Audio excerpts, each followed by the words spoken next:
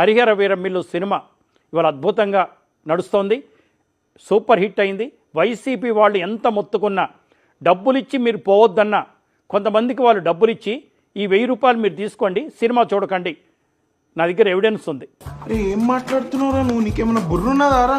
YCP వాళ్ళు ఎంత మొత్తుకున్నా, డబ్బులిచ్చి మీరు పోవద్దన్నా, కొంతమందికి వాళ్ళు డబ్బులిచ్చి ఈ 1000 రూపాయలు మీరు తీసుకోండి, సినిమా చూడకండి, నా దగ్గర ఎవిడెన్స్ ఉంది. కొంతమంది సినిమా చూడమని కొంతమంది అంటే చూడొద్దని కొంతమంది అంటున్నారు. ఏమిటిది?